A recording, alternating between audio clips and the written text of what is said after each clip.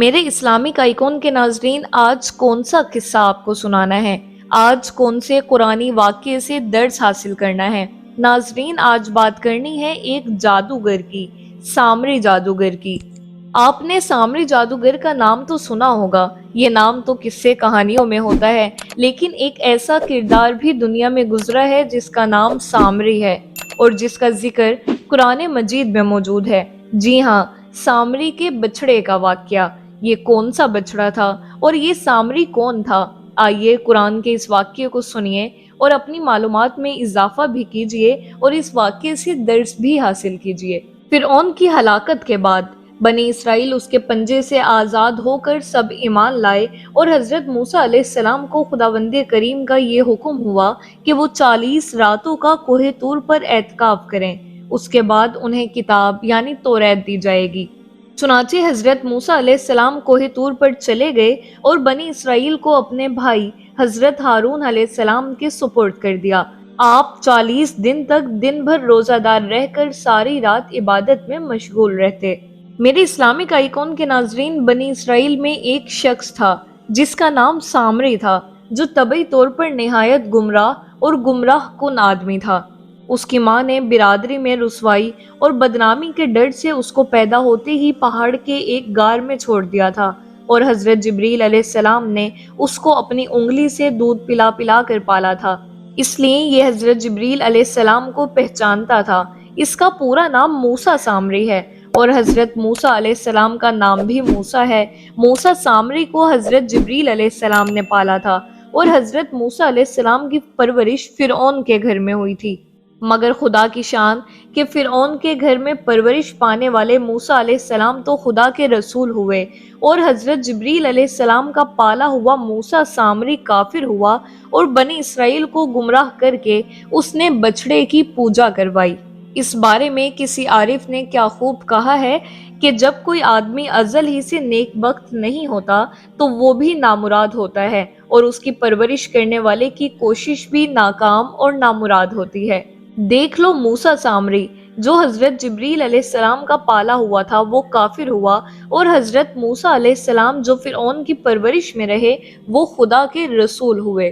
اس کا راز یہی ہے کہ موسیٰ سامری ازلی شقی اور پیدائشی بدبخت تھا، تو حضرت جبرائیل علیہ السلام کی تربیت اور پرورش نے اس کو کچھ بھی نفع نہ دیا اور وہ کافر کا کافر ہی رہ گیا۔ اور حضرت موسیٰ علیہ السلام چونکہ ازلی سعید اور نیک بخت تھے، اس لیے فرعون جیسے کافر کی پرورش سے بھی ان کو کوئی نقصان نہیں پہنچا۔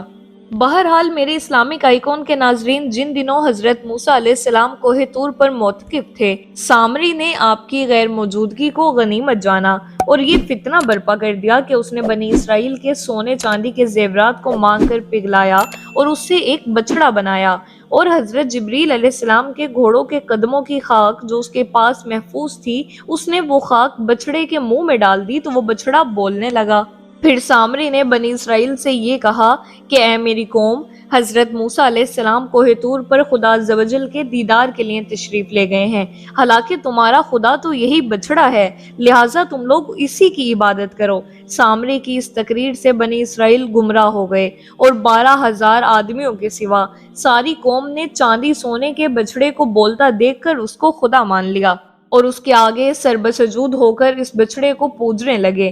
چنانچہ خداوند قدوس کا ارشاد ہے، ترجمہ کنز الایمان، اور موسیٰ کے بعد اس کی قوم اپنے زیوروں سے ایک بچڑا بنا بیٹھی، بے جان کا دھڑ گائے کی طرح آواز کرتا۔ میرے اسلامک آئیکن کے ناظرین، جب 40 دنوں کے بعد حضرت موسیٰ علیہ السلام خدا عزوجل سے ہم کلام ہو کر اور توریت شریف لے کر بستی میں تشریف لائے اور قوم کو بچڑا پوجتے ہوئے دیکھا تو آپ پر بے حد غضب و جلال طاری ہو گیا۔ آپ نے جوش و غضب میں توریت شریف کو زمین پر ڈال دیا اور اپنے بھائی حضرت ہارون علیہ السلام کی داڑھی اور سر کے بال پکڑ کر گھسیٹنا اور مارنا شروع کر دیا، اور فرمانے لگے کہ کیوں تم نے ان لوگوں کو اس کام سے نہیں روکا۔ حضرت ہارون علیہ السلام معذرت کرنے لگے، جیسا کہ قرآن مجید میں ہے، ترجمہ کنز الایمان، کہا اے میرے ماں جائے، قوم نے مجھے کمزور سمجھا اور قریب تھا کہ مجھے مار ڈالیں، تو مجھ پر دشمنوں کو نہ ہنسا اور مجھے ظالموں میں نہ ملا۔ جب حضرت ہارون علیہ السلام کی معذرت سن کر حضرت موسیٰ علیہ السلام کا غصہ ٹھنڈا پڑ گیا۔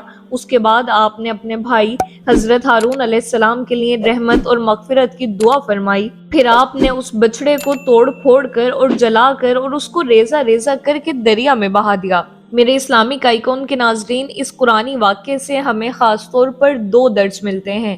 اس سے علماء کرام کو یہ سبق ملتا ہے کہ علماء کرام کو کبھی اپنے مذہب کے عوام کی طرف سے غافل نہیں رہنا چاہیے، بلکہ ہمیشہ عوام کو مذہبی باتیں بتاتے رہنا چاہیے۔ آپ نے دیکھا کہ سامری نے 40 دن حضرت موسیٰ علیہ السلام کی غیر موجودگی سے فائدہ اٹھا کر ساری قوم کو بہکا کر گمراہ کر دیا۔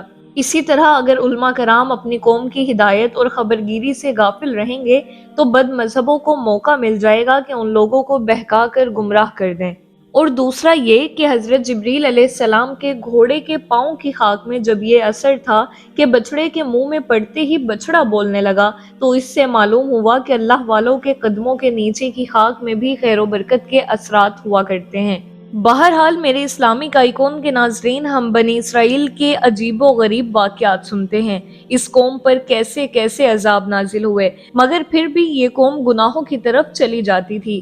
ناظرین ذرا غور کیجئے کہ ہم پر عذاب تو نازل نہیں ہو رہے، لیکن شاید آج بہت ساری پریشانیاں، آج بہت سارے مسائل جو ہمارے سامنے ہیں، ہمیں سوچنا چاہیے کہ یہ ہماری برائیوں کا ثمرہ تو نہیں، ہماری خطاؤں کا یہ نتیجہ تو نہیں ہے۔ ہمیں اپنے گناہوں سے توبہ کرنی چاہیے۔ یقین جانیے جو قوم اپنے رب کو راضی کرنے والے کام کرتی ہے، اس کی دنیا بھی بہتر ہو جاتی ہے اور آخرت بھی۔ دعا ہے پروردگار پاک سے کہ اللہ کریم قرآن پاک کے نور سے ہم سب کے دلوں کو منور فرمائے۔